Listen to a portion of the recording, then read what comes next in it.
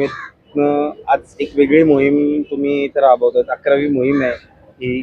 पण आज तुम्ही देहूनगरीत आलात. तुमचं इथं येण्यामाग कारण ही मोहीम जी आहे गड संवर्धन मोहीम आहे. पण आज तुम्ही या नगरीत का आलात? काय उद्देश? छत्रपती शिवरायांच्या जयंतीचं औचित्य साधून आपण गड किल्ले संवर्धन स्वच्छता मोहीम सुरू केली. किल्ले शिवनेरी या ठिकाणावर आज ही 13वी मोहीम जरी देहू या नगरीमध्ये होत असेल, ठीक आहे. आमचं उद्दिष्ट आहे की महिन्यातला एक दिवस छत्रपती शिवरायांसाठी ज्या राजांनी गड किल्ले उभे केले त्या राजांचा आजही विचार प्रत्येकाच्या मनामनात राहिला पाहिजे ही भावना यामागे महत्त्वाची. छत्रपती शिवरायांचे गुरु म्हणून आपण ज्यांच्याकडे पाहतो ते जगद्गुरु संत तुकाराम महाराज. 27व्या वर्षी छत्रपती शिवरायांना छत्रपती ही पदवी जर कोणी दिली असेल ते जगद्गुरु संत तुकाराम महाराज.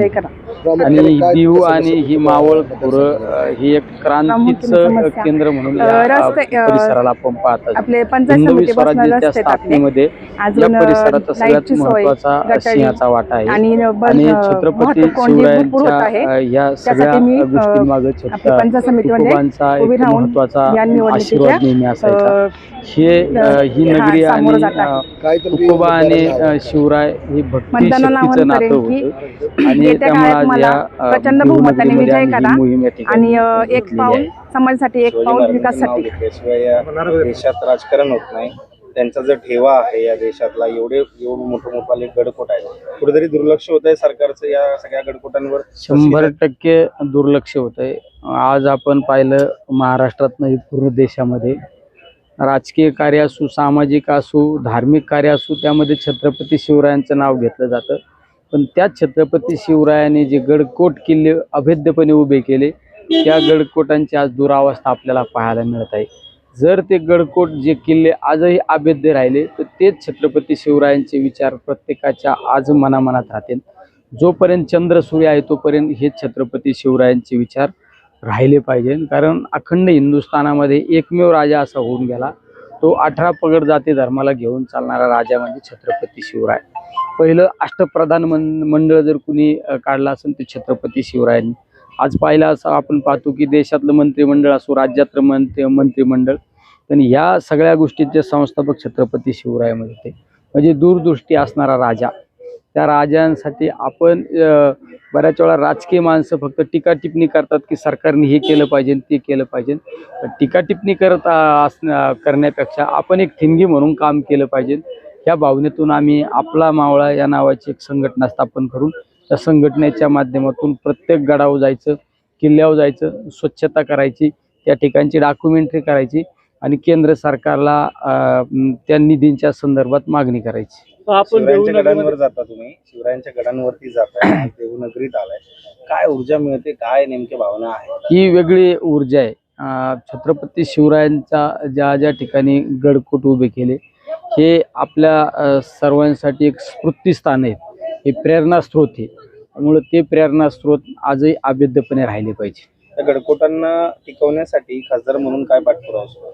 शेवट आम्ही ज्या गडकोटावर जातो, स्वच्छता करतो, संवर्धन थोड्याफार प्रमाणात जरी करत असतो, वृक्षारोपण असू, त्या ठिकाणी डस्टबिन असू, बाकडे असू, पण हे सगळं करत असताना आम्ही त्या किल्ल्यांवरली एक डॉक्युमेंटरी तयार करतो. या किल्ल्यांसाठी काय शासनाची मदत आवश्यक आहे, कशा पद्धतीने शासनाने मदत केली पाहिजे ही मागणी सुद्धा आम्ही नेहमी त्या ठिकाणी करत असतो. तुम्ही पाहिलं असेल मागच्या केंद्राच्या अधिवेशनामध्ये सुद्धा मी मागणी केली की माझ्या छत्रपती शिवरायांच्या गडांसाठी, किल्ल्यांसाठी भरीवाशी निधी मिळाली पाहिजे. देहू नगरीत आपण स्वच्छता अभियान राबवत असताना या महाराष्ट्राच्या जनतेला काय संदेश देणार? शेवट या ठिकाणी स्वच्छता राबवत असताना महाराष्ट्रातल्या जनतेला हेच सांगू इच्छितो की आपण सुद्धा एक ठिणगी म्हणून काम केलं पाहिजे. आपल्या परिसरातील किल्ल्यांवर गेलं पाहिजे, ते किल्ले स्वच्छतासाठी आपण काम केलं पाहिजे. शेवट स्वच्छता करत असताना संवर्धन सुद्धा महत्त्वाचे असते. पण तुकोबांचे विचार प्रत्येकापर्यंत गेले पाहिजे, छत्रपती शिवरायांचे, माऊलींचे विचार गेले पाहिजे. कारण या भूमीमध्ये तुकोबा हे एक श्रीमंत कुटुंबातले होते, पण आपलं सगळं आपलं आयुष्य समाजासाठी खर्च केलं. आपला सगळा परिवार समाजासाठी दावणीला बांधणारे तुकोबा होते.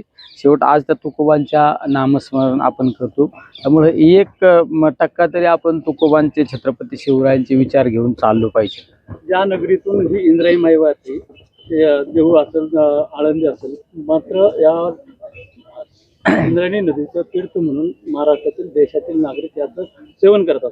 परंतु याला दूषित करण्याचं काम या भागामध्ये घडतं आणि याचा आवाज उठवण्यासाठी आपण प्रयत्न करतो. हा प्रश्न बऱ्याच दिवसापासून, इंद्रायणीचा बऱ्याच दिवसापासूनचा प्रश्न आहे. तर माझी सरकारला आपणाद्वारे विनंती, या परिसरातील प्रत्येकाला विनंती की ही इंद्रामाई ही स्वच्छ राहिली पाहिजे. कारण याचं एक पवित्र तीर्थ म्हणून आपण घेत असतो आणि ते पवित्र तीर्थ वेगवेगळ्या ठिकाणी आलेला भाविक भक्त घेऊन जात असतो. त्यामुळं हे ठिकाण हे पवित्रच राहिलं पाहिजे. याला अपवित्र करण्याचं काम कुणीही करू नका, ही सुद्धा या ठिकाणी मी विनंती करतो. खासदार साहेब, रायगडच्या मोहिमेची जंगी तयारी सुरू, 1 लाख लोक येणं अपेक्षित आहे. नेमकं काय उद्देश काय आहे आणि 12वी मोहीम आहे, काही वेगळं पाहायला भेटणार आहे का या मोहिमेत? आम्ही ही मोहीम सुरू केल्यानंतर छत्रपती शिवाजी महाराजांचं जन्मस्थळ शिवनेरी या ठिकाणी या मोहिमेला सुरुवात केली. त्यानंतर छत्रपती संभाजी महाराजांनी धर्मासाठी आपलं बलिदान दिलं, त्या धर्मवीर गडावर आम्ही गेलो. तीच मोहीम नंतर आम्ही ज्या ठिकाणी रायरेश्वरावर छत्रपती शिवरायांनी आपल्या मुठभर मावळ्यांना बरोबर घेऊन हिंदवी स्वराज्याची शपथ घेतली आणि ते सत्यात उतरवण्याचं काम केलं. त्या रायरेश्वरावर गेलो. नंतरच्या कालखंडामध्ये आम्ही सालेर असू, रामशेज असू, तिकोना असू, सिंहगड असू, भुदरगड असू, अशा वेगवेगळ्या किल्ल्यावर आम्ही जाऊन ही मोहीम केलेली आहे.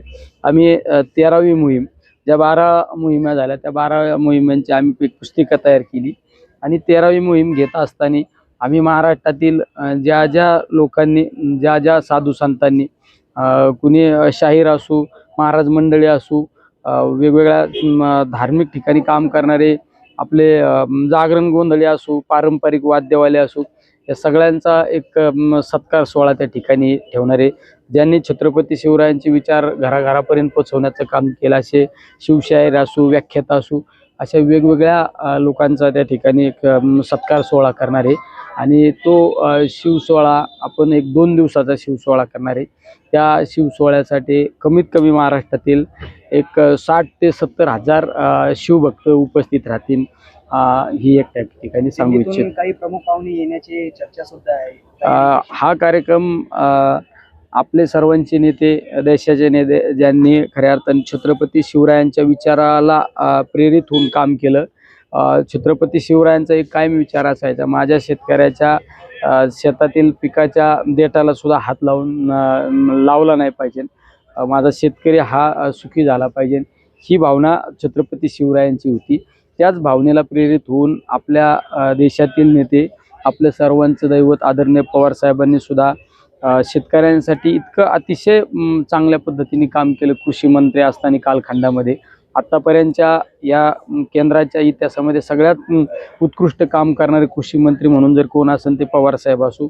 अशा वेगवेगळ्या क्षेत्रामध्ये पवारसाहेबांनी ज्या छत्रपती शिवरायांनी आरमार उभं केलं, इंग्रजांशी लढा उभा केला, त्याच पद्धतीने पवारसाहेबांनी संरक्षण मंत्री असताना सुद्धा एक मोठ्या प्रमाणात आपल्या देशामध्ये क्रांती घडवण्याचं काम केलं. अशा नेत्याच्या उपस्थितीमध्ये तो कार्यक्रम आपण घेत आहे. त्या कार्यक्रमासाठी देशाचे प्रधानमंत्री नरेंद्र मोदी सुद्धा येण्याची त्या ठिकाणी शक्यता आहे. थँक्यू.